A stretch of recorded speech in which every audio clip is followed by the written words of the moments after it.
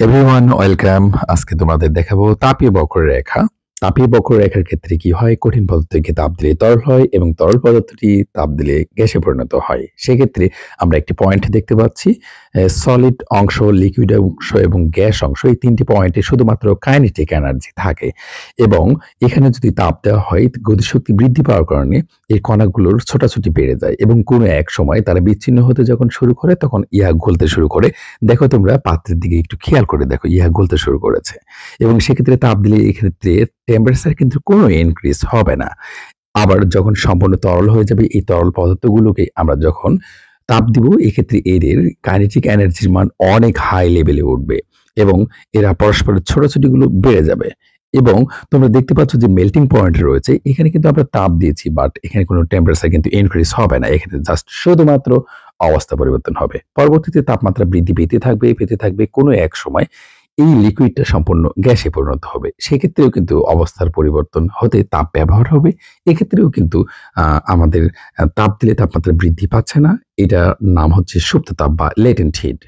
আমরা এই অংশটুকু খুব সুন্দর করে আরেকটি গ্রাফের মাধ্যমে যদি দেখি তাহলে আমরা দেখতে পাচ্ছি এখানে আমাদের কয়েকটি স্লপ রয়েছে, যেমন সলিড অংশে স্লপ রয়েছে, লিকুইড অংশে একটি স্লপ রয়েছে এবং গ্যাস অংশে একটা স্লপ রয়েছে এবং এই স্লপগুলোতে শুধুমাত্র কাইনেটিক এনার্জি থাকে।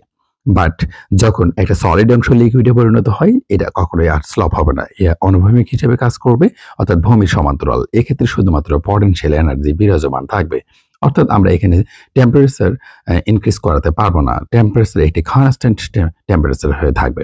এবং এটি যখন একটি সলিড সম্পূর্ণ লিকুইডে পরিণত হবে সেক্ষেত্রে শুধুমাত্র এখানে লিকুইডে পরিণত হবে, তখন শুধুমাত্র আমরা তাপ দিলে উক্ত তাপটি টেম্পারেচার ইনক্রিজ করবে না বাট অবস্থা পরিবর্তন করবে। অর্থাৎ পরবর্তীতে যখন সলিড সম্পূর্ণ লিকুইডে পরিণত হয়ে যাবে, লিকুইডের যে কণাগুলো রয়েছে এর কাইনেটিক এনার্জি আর গতিশক্তির মান অনেক বৃদ্ধি পাবে এবং কোনো এক সময় পরস্পর হতে বিচ্ছিন্ন হতে থাকবে, যেটাতে আমরা বলেছি যে লিকুইডটা গ্যাসে পরিণত হচ্ছে। সেক্ষেত্রেও আমরা তাপ দিলে এক্ষেত্রে টেম্পারেচার ইনক্রিজ পাবে না। আমরা যদি দেখি তাপ দিলে কাইনেটিক এনার্জির কারণে কি পরিমাণ কণাগুলোর গতিশক্তির মান বৃদ্ধি পায় সেটা আমরা দেখতে পাচ্ছি। এখন আমরা যেটি আবার গ্রাফে ফিরে যেতে চাই, গ্রাফে যদি ফিরে যেতে চাই তাহলে আমরা দেখতে পাবো যে এই কাইনেটিক এনার্জি টা পটেনশিয়াল এনার্জিতে কনভার্ট হবে কখন, যখন আমাদের melting point and boiling point ফিরে আসবে এবং পরে এসে গ্যাস সম্পূর্ণ লিকুইড যখন সম্পূর্ণ গ্যাসে পরিণত হবে তখন গ্যাসের শুধু এখানে কাইনেটিক এনার্জি বিরাজমান থাকবে। তোমরা নিশ্চয় জানো কাইনেটিক এনার্জি কি। কাইনেটিক এনার্জিটা হচ্ছে গতিশক্তি এবং গতিশক্তিটা ক্ষেত্রে অবশ্যই তোমরা খেয়াল করবা যে ইনক্রিজিং টেম্পারেচার, ক্লিয়ার। অ্যান্ড যদি আমরা পটেনশিয়াল এনার্জির কথা বলি সেখানে আমরা এটাকে বলি স্থিতিশক্তি বা বিভব শক্তি। এই বিভব শক্তিটা শুধু মাত্র আমরা পাবো যেখানে অবস্থা পরিবর্তন হচ্ছে। থ্যাংক ইউ, আল্লাহ হাফেজ।